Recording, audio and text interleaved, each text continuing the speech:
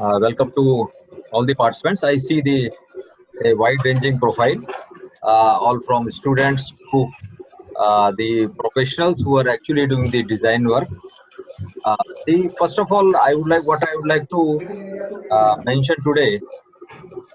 The biggest challenge that we have that surpasses all kinds of challenges that we have is of safety.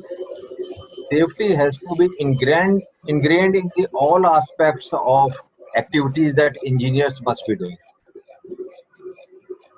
The entire gamut of safety, as envisaged in the Indian standards and the National Building Code of India, that BIS has formulated, is divided into four aspects broadly. It is structural safety, fire safety, health safety, and public safety. The aspects of fire safety is very well known. The basic construction should be such that it discourages the propagation of fire. First of all, it would make such a planning and execution that there is no fire at all. But if there is a instance of fire, from the seat of fire, there is a propagation which is delayed with the type of materials that we use, the type of structural combinations and cover to concrete, for example, so that the minimum damages occurs from the fire point of view. So that's one area. The second area, apart from fire safety, is health safety. That is the people, the occupant, the users of the built facility, their health is safeguarded. They use an office or a residence or an industry. So this is second area, which is ensured through use of appropriate means to allow lighting and ventilation into the building, the water supply, drainage, and sanitation, the good indoor air quality, the indoor environment quality, so that the air is breathable inside. The third aspect is public safety. People who are going to use the itself, the various that is electrical and are you able to hear me? So the public safety, that is the third part of the safety scenario, involves the users of the built facility.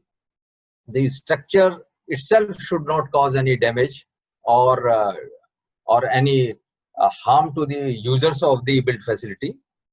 The the the users of various services, whether it is electrical installation, shock prevention, or users of lifts, escalators, moving walks, or acoustically should not cause any harm, whether it is an industry or other users. So these are various aspects of public safety. So what I did is that area of safety is evolved around two pillars of safety: structural safety, fire safety, health safety. And today, this 2 month long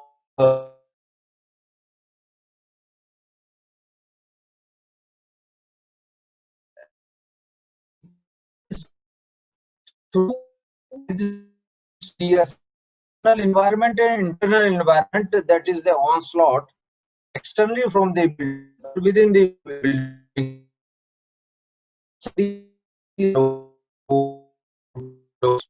So each of the materials is exploited to the full, and therefore you have limited state of design, and therefore bamboo behaves entirely differently, maybe in contrast to the concrete, and in contrast to the pre-stressed concrete. Then there is a masonry. So there are different material streams. So you can have a structure made up of timber or bamboo or plain and enforced concrete or pre-stressed concrete or steel or masonry or prefabricated concrete or pre-engineered building.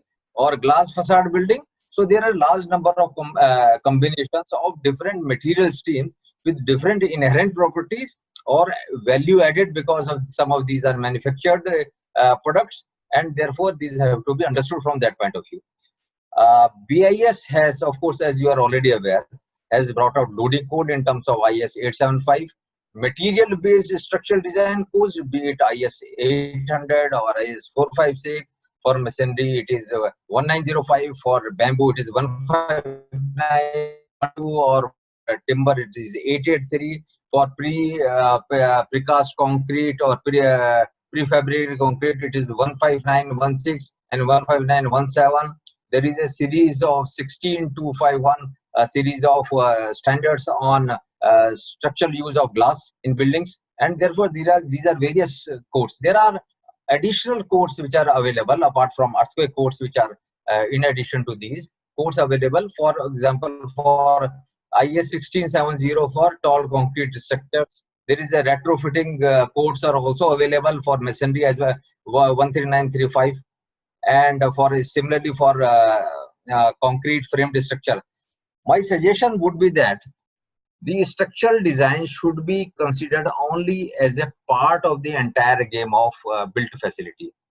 The entire game involves understanding and selection of building materials and their combinations, planning the built facility in a way that materials are well utilized, structures are well planned to be safe, and then you have actual structural design. But then the ultimate test is in executing the structure, the good construction practices, which will ensure that what has been planned, the material selected, and the structural design done are actually executed at site. So you should be able to integrate various. So you must understand the material, its properties, its behavior. Understand the structure design. Design must be such that there is a ease of implementation of these structural design aspects or selection of material aspect actually in the field. So it should be implementable. For example, there is a congestion of reinforcement, then whether you need to make the reinforcement in a fashion that is not as congested, or use alternate methodology like use of self-compacted concrete. So the entire gamut of understanding has to happen. The next important thing is, apart from all this thing, understanding is what is called professional competence. There is no replacement to the professional competence. Whatever codes may say or given, whatever training, ultimately is all aimed at professional competence. For example, one goes to a doctor. When we go to a doctor, we do not see that what kind of certification he has got. We feel that we or our father or our parents or our maybe children are safe with this doctor because we know he is professionally competent, is found to be professionally competent.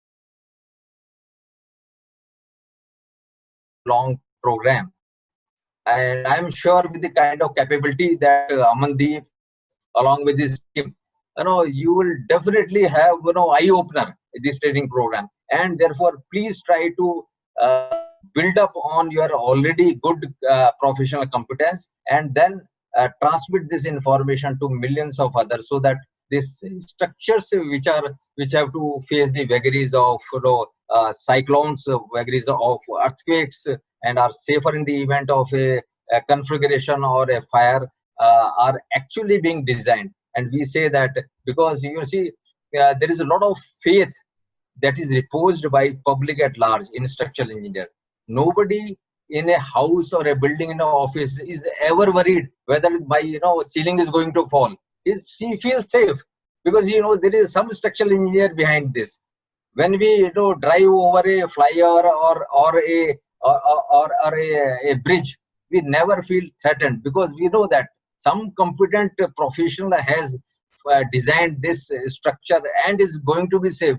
never an iota of doubt has occurred. Therefore, let us create a pool of professionals through this, well organized training program, so that we are able to continue to improve that our structural competence and serve the nation.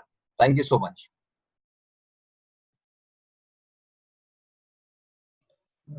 Thank you, sir, for your motivational words.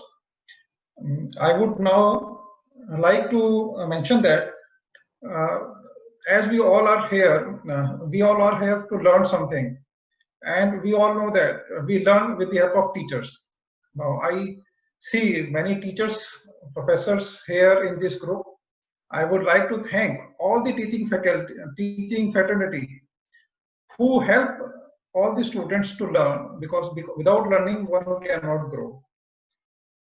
I would like to remember our teachers and God, with grace of whom we have attained so whatever present knowledge we have, and pray for their blessings for our continuous growth and development of skills. I would like to here mention that we have with us very eminent faculty with us, Dr. Sahu from IIT Delhi. We should thank him for joining this session, for motivating us. We have Dr. Roman from IIT Tirupati. We have Professor VP Singh from NIT Kurukshetra, and probably few more. Maybe I may miss here, but few may join further.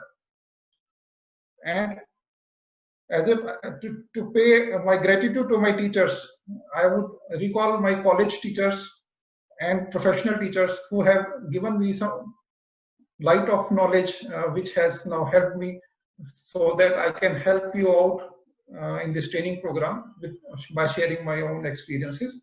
I would like to thank our college professor, Dr. Mahesh Pal, Dr. VP Singh, and in my profession, Dr. G.B. Jagidar Sahab, who guided me in the initial time of my career, Shri Sanjay Pant ji, Shri Manik Chatterjee, and many valuable my clients and students, because I have been in domain of sharing the knowledge for last 10-15 years, and I have been interacting with so many students, and in fact I learn much by interacting with students, because students ask so many questions that you have to think back and then you learn more. Now, learning has always been interesting, challenging, and ultimately it helps us in our happiness. So taking the same trend ahead, I would try in this training program that we all gain with the